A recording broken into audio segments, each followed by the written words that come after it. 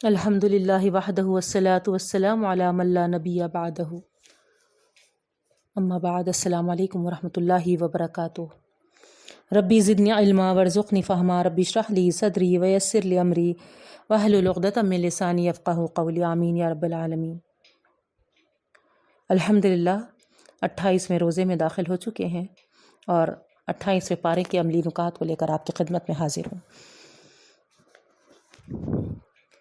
سورہ مجادلہ شروع ہوتا ہے۔ سب سے پہلے اللہ رب العالمین مسئلہ زہار کا جو شرعی حکم ہے اس تعلق سے بیان فرمائے ہیں۔ پھر جو منافقین کی سازشیں مسلمانوں کے خلاف ہیں، اللہ تعالیٰ یہاں پر فرماتے ہیں اے مسلمان اللہ پر بھروسہ رکھے، یہ سرگوشیاں تمہارا یعنی منافقین کی سرگوشیاں کچھ بگاڑ نہیں سکیں گی۔ پھر اسلامی تہذیب کے چند آداب اللہ رب العالمین یہاں پر بیان کیے ہیں۔ مسلمانوں کو کہتے ہیں کہ آپس میں جب تم ایک دوسرے سے کوئی سرگوشی کی بات کرو تو نیکی اور تقوی کی بات ہونی چاہیے۔ آگے مجلس کے آداب کو بتاتے ہوئے اللہ رب العالمین فرماتے ہیں تم لوگ جب مجلس میں بیٹھا کرو تو بعد میں آنے والوں کو بھی کھلے دل سے جگہ دیا کرو، اور جب مجلس برخاست کر دی جائے تو اٹھ جایا کرو۔ سورہ حشر شروع ہوتا ہے۔ یہاں پر مفتوحہ علاقے کی املاک کا بندوبست کا طریقہ اللہ تعالیٰ بیان کیے ہیں۔ دشمن کی جو املاک جنگی کارروائی کے بغیر حاصل ہو وہ بیت المال میں جمع کر دی جائے اور فی سبیل اللہ کاموں میں خرچ کی جائے۔ پھر اللہ تعالیٰ فرماتے ہیں مومن کا کام تو یہ ہے کہ رسول جو کچھ ان کو دیں لے لیں اور جس سے منع کریں اس سے رک جائیں۔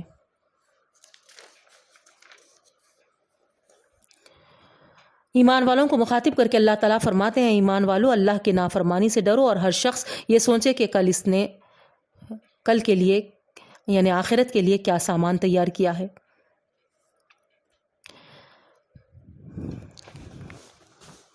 سورہ ممتحنہ شروع ہوتا ہے۔ مسلمانوں کو اللہ تعالیٰ مخاطب کر کے یہاں پر اللہ کے دشمنوں اور اپنے دشمنوں کو رازدار نہ بناؤ یہ حکم فرماتے ہیں، اور اگر ایسا کرو گے تو پھر گمراہ ہو جاؤ گے، کیونکہ وہ کافر تم کو گمراہی کرنا چاہتے ہیں۔ پھر ابراہیم علیہ السلام کا ذکر کرتے ہوئے اللہ تعالیٰ فرماتے ہیں دیکھو ابراہیم علیہ السلام نے اپنے بت پرست ماں باپ اور ساری قوم کو کس طرح چھوڑ دیا۔ البتہ انہوں اپنے بت پرست باپ کے لیے دعا کی تھی، مگر جب ان پر حقیقت ظاہر ہو گئی تو انہوں نے اس سے بیزاری ظاہر کر دی اور دعا کی کہ اے ہمارے پروردگار ہم نے تجھ پر بھروسہ کیا، تیری ہی طرف رجوع ہوئے اور تیرے ہی حضور ہمیں پلٹنا ہے، اب ہمیں کافروں کی آزمائش میں نہ ڈال۔ یہ نمونہ قابل تقلید ہے۔ پھر اللہ رب العالمین مسلمانوں کو مخاطب کر کے فرماتے ہیں مسلمانوں اگر تمہارے پاس مسلمان عورتیں ہجرت کر کے آئیں تو پہلے ان کے ایمان کی جانچ کر لیا کرو، اگر وہ خالص دین کے لیے ہجرت کی ہیں اور ان کے مرد کافر ہیں تو ان کا نکاح فسخ ہو جائے گا، اگر کافر مرد نے ان کو کوئی مہر دیا ہے تو وہ مہر اس کو واپس کر دو۔ پھر کوئی دوسرا مسلمان اس عورت سے باوجہ مہر نکاح کر سکتا ہے، اور تم خود بھی کافر عورتوں کو اپنے نکاح میں نہ رکھو، اور جو مہر تم نے ان کو دیا تھا وہ واپس مانگ لو۔ اے نبی صلی اللہ علیہ وسلم آپ سے جو عورتیں بیعت کرنے کے لیے آئیں تو ان سے عہد لے لیا کرو کہ وہ شرک، چوری، زنا اور قتل اولاد نہ کریں گی اور کسی پر بہتان نہ لگائیں گی۔ سورہ صف شروع ہوتا ہے بہنوں۔ اللہ تعالیٰ مسلمانوں کو مخاطب کر کے فرماتے ہیں مسلمانوں ایسی بات کیوں کہتے ہو جو کرتے نہیں، اللہ کے نزدیک یہ سخت ناپسندیدہ حرکت ہے۔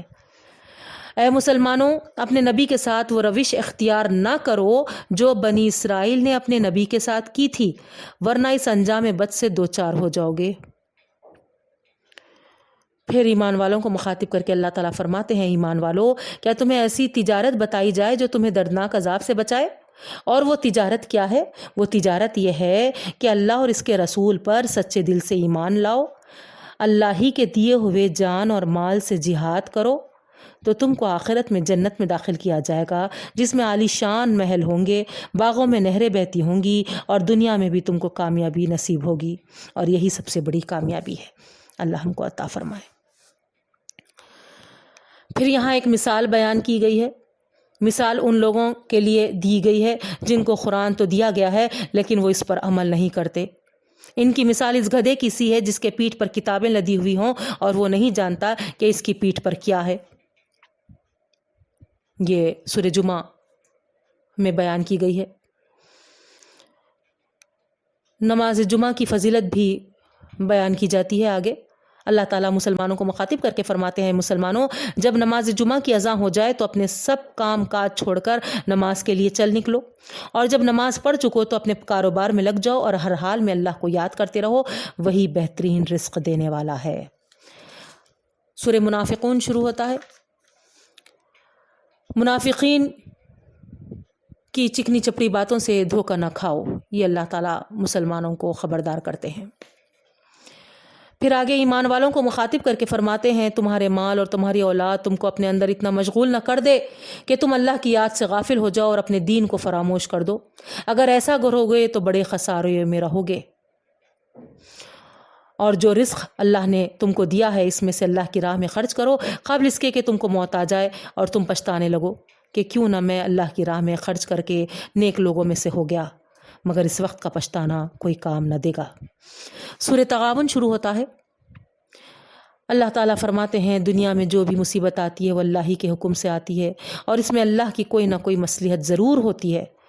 جس کو اللہ پر ایمان ہو اس کے دل میں صبر و رضا و تسلیم کی توفیق ہوتی ہے اور وہ ہمت کے ساتھ حالات کا مقابلہ کرتا ہے. صبر و رضا سے کام لینا چاہیے ہم کو. پھر آگے اللہ تعالیٰ ایمان والوں کو مخاطب کر کے فرماتا ہے اپنی اولاد اور بیوی کے کہنے میں آ کر تم نیکیوں سے باز نہ رہو. ان میں سے بعض تو تمہارے دشمن ہیں. تم اپنے آپ کو مال اور اولاد کے فتنے میں سے بچائے رکھو اور ان کی محبت پر اللہ کی محبت کو غالب رکھو تو تمہارے لیے اللہ کے یہاں بڑا اجر ہے. سورہ طلاق شروع ہوتا ہے. طلاق دینے میں کن اصول کی پابندی ضروری ہے یہ اللہ تعالیٰ یہاں پر بتائے ہیں.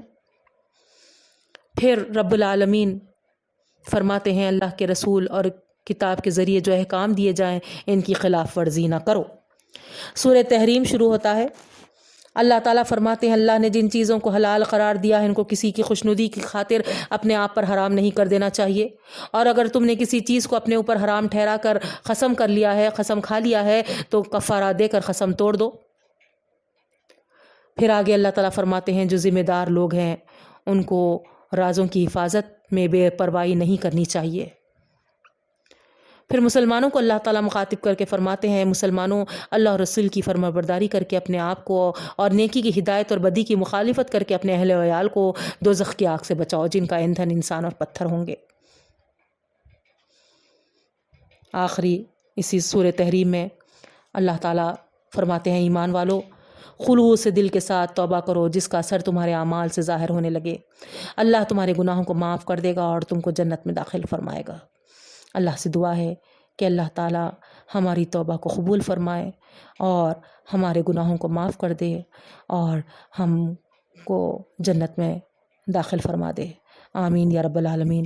ربنا تقبل منا انک انت السمیع العلیم وتب علینا انک انت التواب الرحیم برحمتک یا ارحم الراحمین. انشاءاللہ کل ہم 29ویں پارے کے عملی نکات کے ساتھ ملیں گے. اللہ حافظ. السلام علیکم ورحمۃ اللہ وبرکاتہ.